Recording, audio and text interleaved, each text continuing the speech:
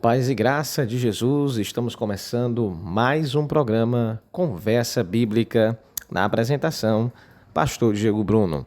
É um prazer novamente ter você, meu querido irmão, meu querido ouvinte, sintonizado aqui na Rádio Calcaia Gospel e também no nosso canal da Igreja Batista Moriá de Calcaia, no YouTube.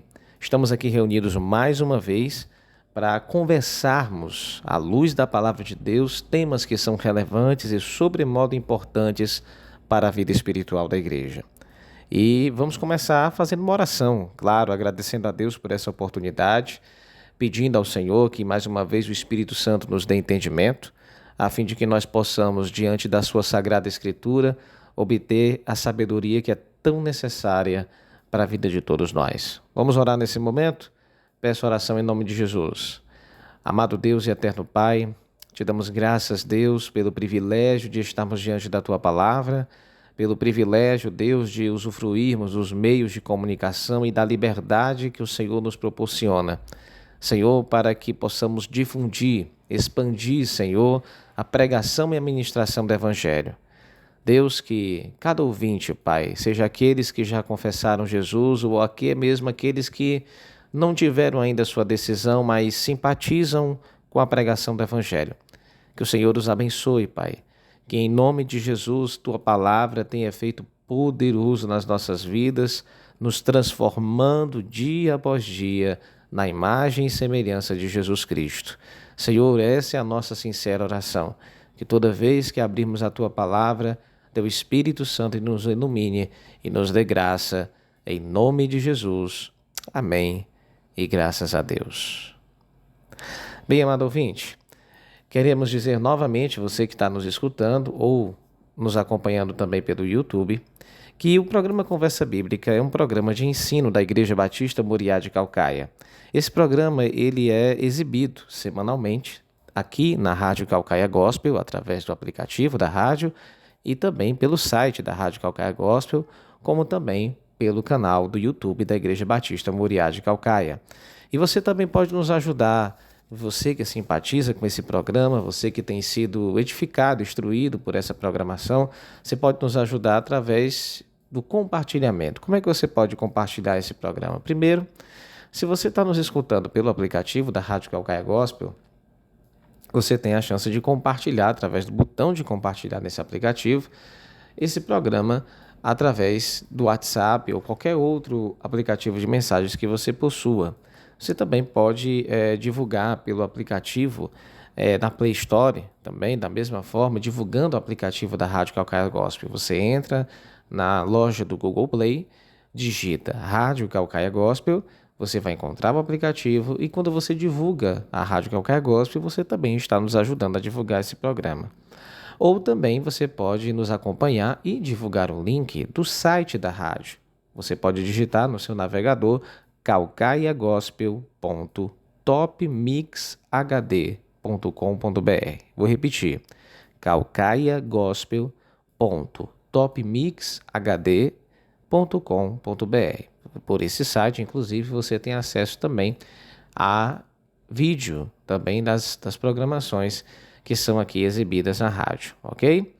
E por fim, você pode também seguir, curtir e compartilhar o canal da Igreja Batista Moriá de Calcaia no YouTube. Você digita o nome da nossa igreja por inteiro, Igreja Batista Moriá de Calcaia, e você vai achar os cultos, pregações e estudos que a nossa igreja produz para a internet, tá bom? Também nós queremos não deixar de divulgar, lógico, o endereço das congregações que formam o Ministério Batista Moriá. Nós temos 3 congregações aqui na cidade de Calcaia, que é a cidade sede do nosso ministério. No Conjunto Metropolitano, no bairro do Conjunto Metropolitano, nós temos a congregação na Rua Menino Jesus, número 1841, e os cultos se realizam aos domingos às 18h30 e às quartas e quintas-feiras às 19h30, na direção da congregação, o pastor Jandelira. Também na Nova Metrópole, nós temos também a nossa congregação situada na Rua número 162, e os nossos cultos são realizados aos domingos às 18h30 e também às quartas e sextas às 19h30, na direção Eu que vos falo, pastor Diego Bruno. E por fim, na congregação do Garrote, nós também temos cultos aos domingos, 18h30, e às quartas-feiras, às 19 horas, na direção da congregação do bairro do Garrote, pastor Edilardo Messias. Então, se você quiser conhecer mais do nosso ministério, visitar algumas de nossas congregações, você sempre será bem-vindo. Você pode vir com seus familiares, com seus conhecidos, e pode ali ser edificado pelas ministrações espirituais que são realizadas em nossas congregações, ok? Pois bem, qual será o tema que hoje nós vamos meditar aqui no nosso programa, né? Eu quero convidar você para abrir a palavra de Deus no livro de Provérbios, capítulo de número 1, e nós vamos ler os versículos 31 ao 33. O tema hoje de nosso programa tem a ver com sabedoria, segurança e tranquilidade. É notório que na sociedade que nós vivemos, nós estamos sempre com o desafio desses 3 momentos. Temos o desafio de adquirir sabedoria, o desafio de nos sentirmos seguros em um meio a tanto caos, em um mundo, infelizmente, cada vez mais violento e propenso a guerras. E no meio da segurança, da falta de segurança, como obter tranquilidade, estarmos tranquilos.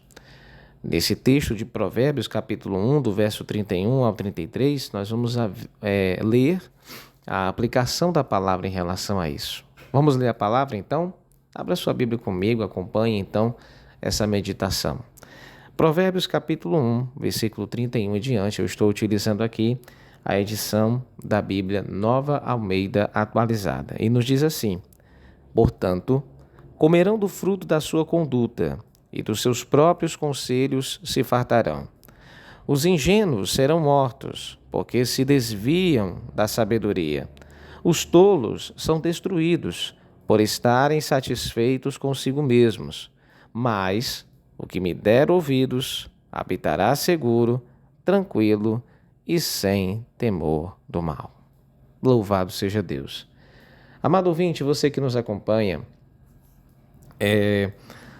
talvez já tenha conhecimento do livro de Provérbios, mas eu queria, antes de nós nos debruçarmos diante desses próximos versículos, fazer uma defesa acerca da importância do livro de Provérbios para a vida geral da igreja.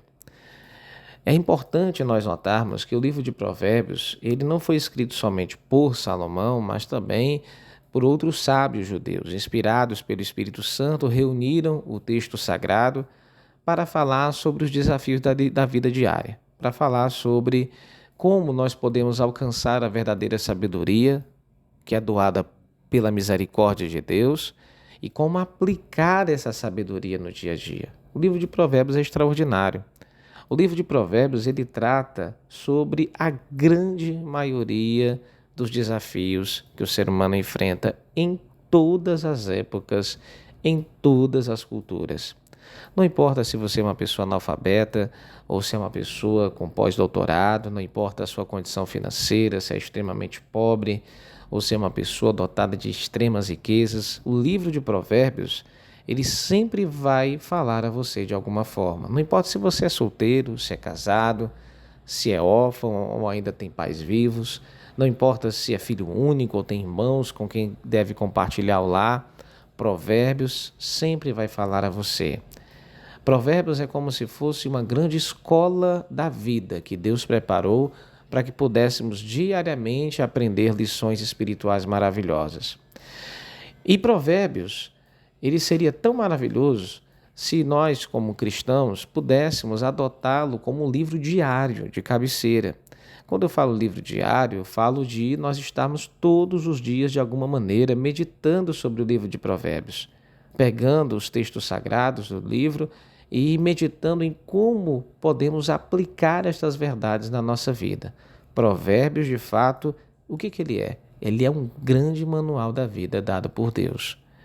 Quando nós começamos em Provérbios, capítulo 1, a palavra de Deus fala no verso 1, dizendo: Provérbios de Salomão, filho de Davi, rei de Israel, E ele fala o objetivo do livro. Verso 2: para aprender a sabedoria e o ensino, para entender as palavras de inteligência, para obter o ensino do bom proceder, a justiça, o juízo e a equidade. Verso 4: para dar prudência aos simples e conhecimento e discernimento aos mais jovens.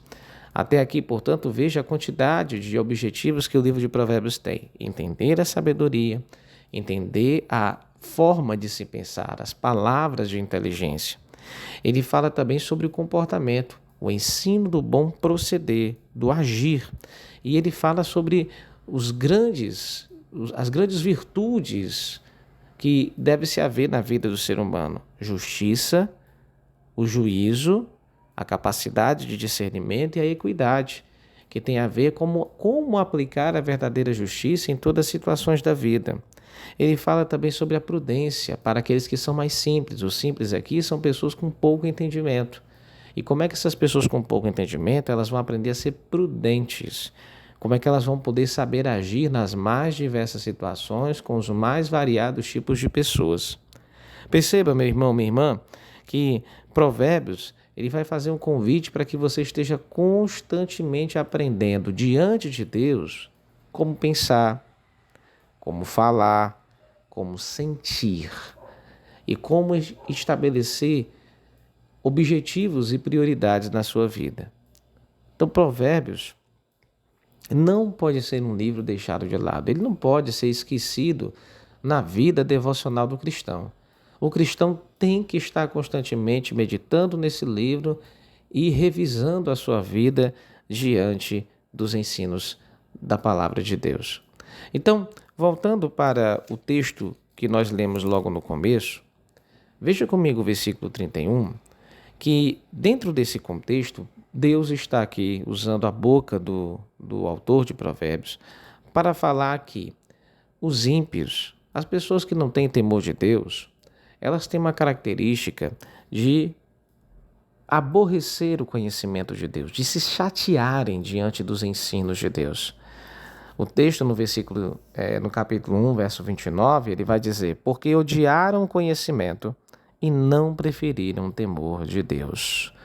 É interessante que existem pessoas que podem ser indiferentes em relação a Deus, a fé, ao Evangelho. Pessoas que muitas vezes não sentem absolutamente nada. Quando a palavra de Deus é ministrada, quando alguém abre a Bíblia e começa a falar sobre Cristo, há pessoas que são completamente insensíveis. No entanto, não tem nenhuma espécie de reação opositora. Mas já outras pessoas têm uma reação de negatividade, de ódio, de raiva, quando a palavra de Deus é pregada. Então, de maneira tal, existem pessoas que aborrecem o conhecimento de Deus de uma forma tão grotesca que elas fazem de tudo, não só para se opor ao Evangelho, mas para se afastar dele o máximo possível. No versículo 30, Deus ele diz que, dessa forma, essas pessoas não quiseram o seu conhecimento e desprezaram toda a repreensão de Deus. A repreensão de Deus era convidando essas pessoas ao arrependimento, convidando estas pessoas para que caíssem em si mesmas, reconhecessem o seu mal, a sua miséria, se arrependessem das suas más obras, dos seus pecados e se voltassem para Deus novamente. É um convite. Uma vez que esse convite ao arrependimento, ao quebrantamento, a reconhecer a maldade no seu coração, a reconhecer que a sua vida é vazia de sentido, o que acontece então? O versículo de número 31 vai dizer que sempre haverá uma consequência para cada decisão que nós tomarmos. Nós sabemos que isso é uma lei universal da vida. Toda decisão que tomamos tem uma reação, que por sua vez gerará novas decisões que iremos tomar. A palavra do Senhor é clara em mostrar que essa ordem divina de manter a lei que toda a ação tem uma reação, ela não é só aplicável ao povo de Deus, ela é aplicável a toda criatura que existe no universo. De maneira tal, então, nós percebemos que Deus ele diz que aqueles que rejeitam a sabedoria, que odeiam o conhecimento de Deus, eles deverão arcar com as consequências dessa decisão. Então diz o versículo 31 o seguinte: portanto, comerão do fruto da sua conduta. Eu quero aqui fazer uma breve observação sobre essa expressão, comer do fruto da sua conduta. É interessante que, se fôssemos meditar e voltar no tempo, lá para o Jardim do Éden, Adão e Eva ilustraram, né, materializaram a sua rebeldia contra Deus justamente através do ato de comer um fruto.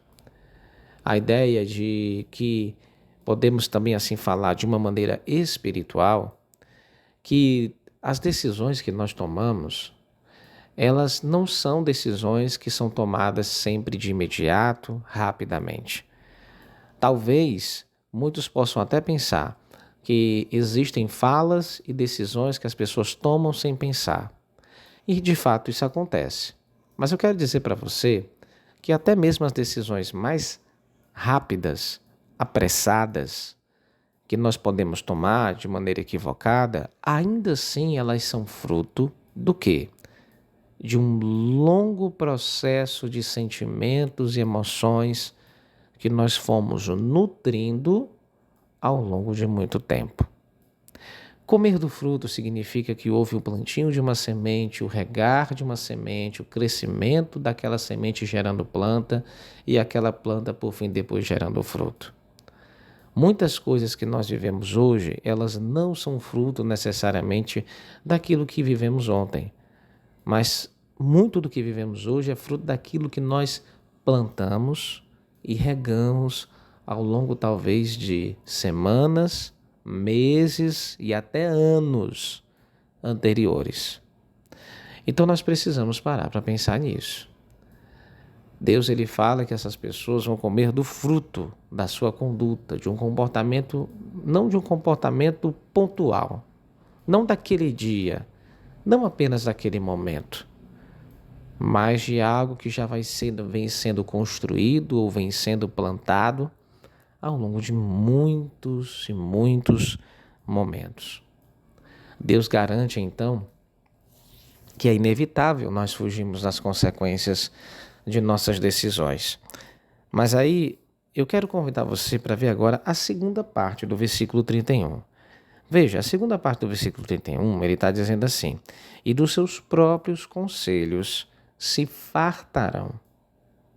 Interessante que agora ele ilustra a consequência de uma decisão de rebeldia, de afastamento de Deus, é agora ilustrando a mesa onde a comida é posta.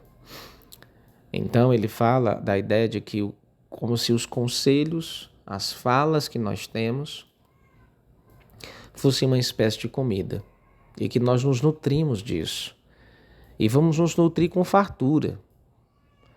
Então é interessante perceber que fartamente iremos nos alimentar daquilo que nós mesmos produzimos. Então, amado ouvinte, do que é que você tem fartamente se alimentado ao longo da sua vida, no sentido espiritual? O que é que você tem ouvido? Com quem você tem conversado? Com o que você tem gastado o seu tempo diário? Nós precisamos entender que as coisas que nós damos prioridade geralmente são as coisas das quais nós mais dedicamos o nosso tempo. E com que você gasta mais tempo? Porque com aquilo com que você gasta mais tempo, é daquilo que você mais vai ter fartura. Se usássemos então a simbologia da alimentação. Nós fartamente nos alimentamos daquilo que nós mesmos produzimos. Veja então como a sabedoria de Deus ela é maravilhosa. Veja como a sabedoria de Deus ela é esclarecedora. Você concorda que a grande parte da nossa sociedade, da humanidade, ela está doente? Você concorda que se nós temos um mundo em guerra, guerra física, com armas, com tiros, com bombas, com mísseis, essas guerras físicas, elas não são por acaso? O ser humano que guerreia, que briga, que odeia, que amaldiçoa, o seu próximo, ele o faz, ele guerreia por fora, porque essa guerra exterior nada mais é do que o reflexo de uma guerra interior. É uma guerra da qual o ser humano já está farto, já está cheio. Uma guerra interior dentro de sua alma.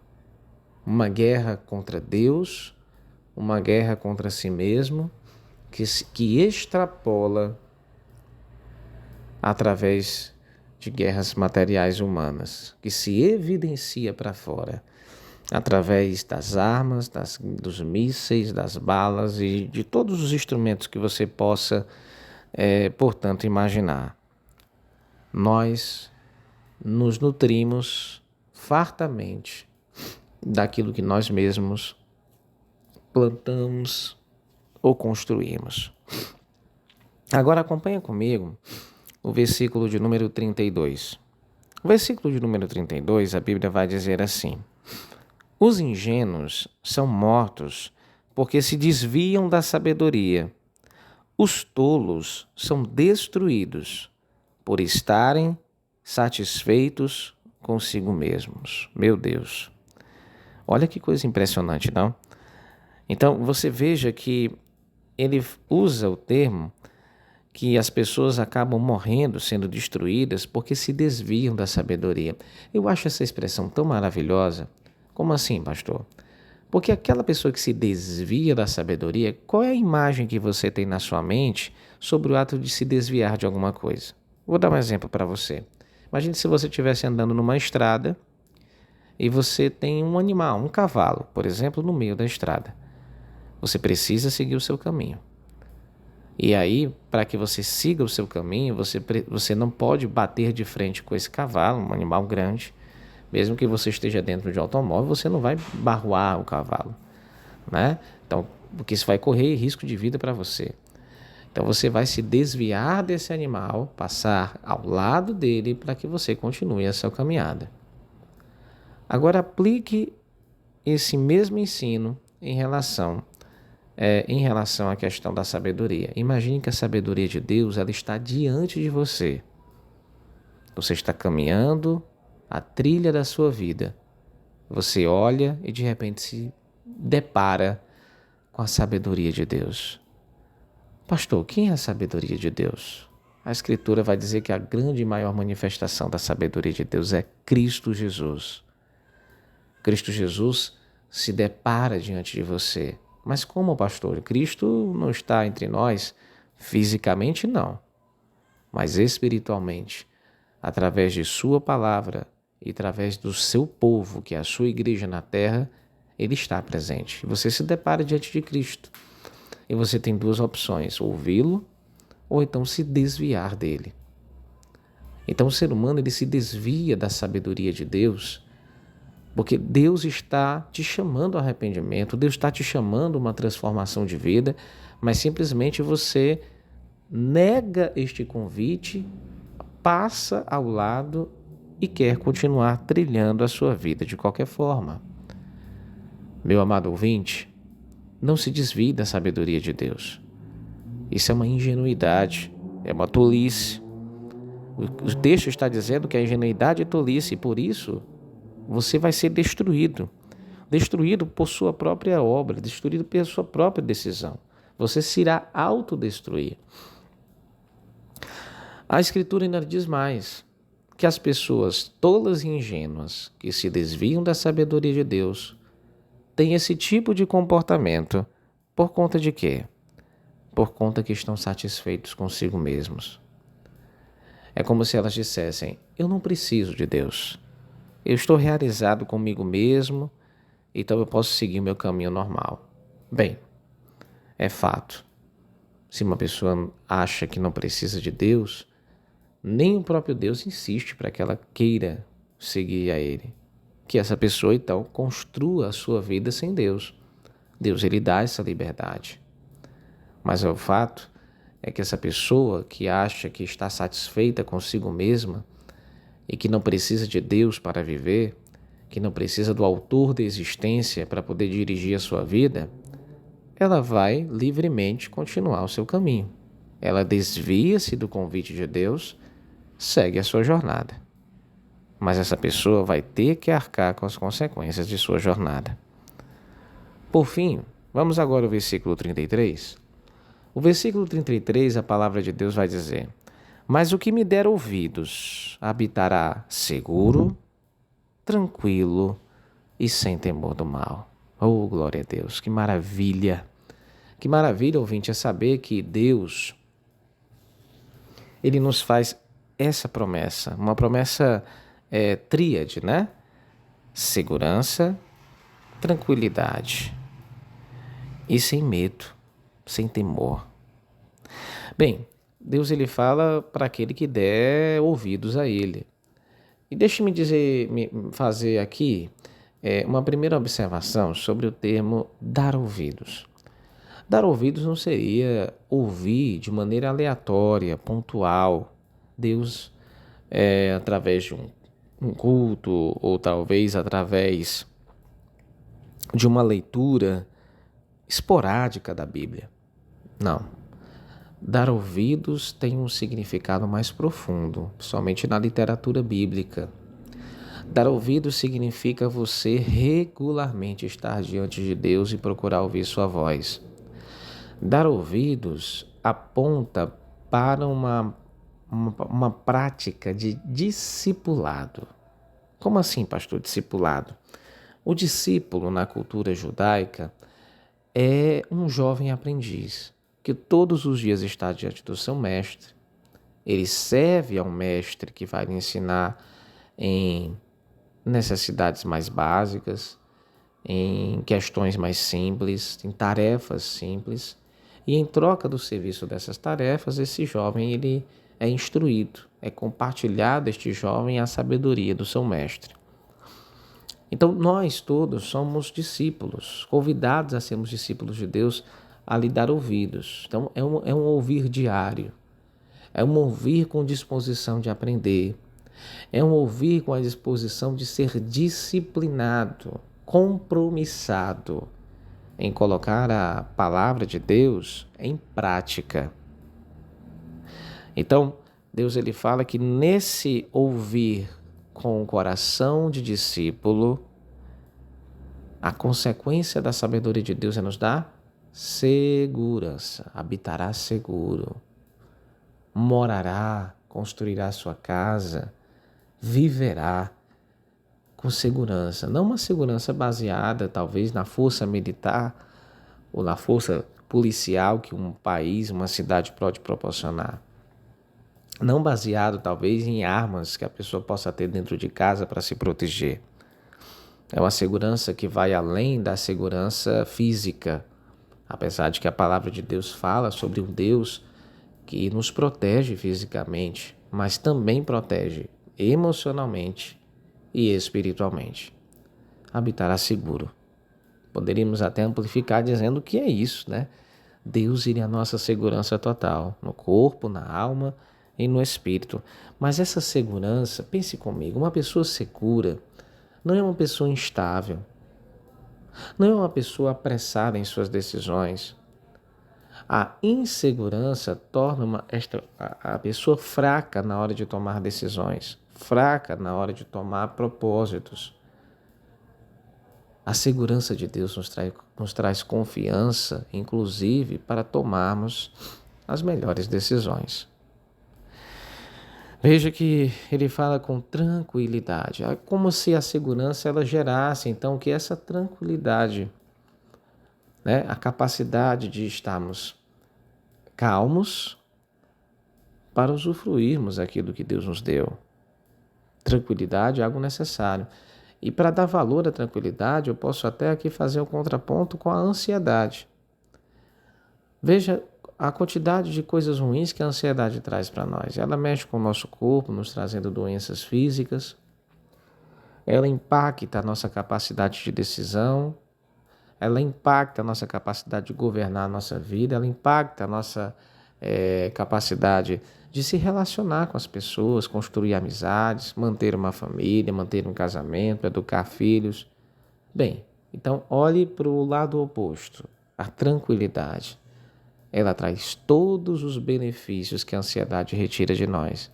Ela nos dá condições de nos expressar bem, tomar boas decisões, gerenciar a nossa vida, cuidar bem do nosso casamento.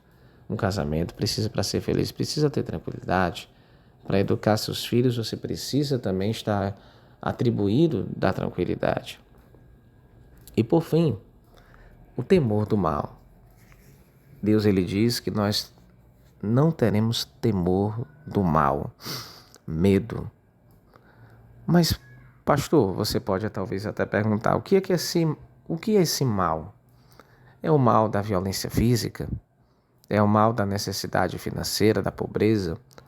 É o mal das doenças que talvez possam acometer a minha vida durante o decorrer da minha história? Que mal é esse? Bem, eu posso dizer para você que talvez o mal que seja o grande inimigo da vida do cristão é aquele tipo de mal que possa perturbar a nossa presença diante de Deus, a presença de Deus na nossa vida. Tudo aquilo que pode talvez afastar-nos da comunhão de Deus, esse é o grande mal que nós devemos afastar-nos. Mas a Bíblia fala que nós vamos não ter temor do mal. Então, o medo de algo perverso e maligno que destrua a nossa vida, que nos afaste da comunhão de Deus, que perturbe a família, todos os males que possamos imaginar que perturbariam o nosso ser.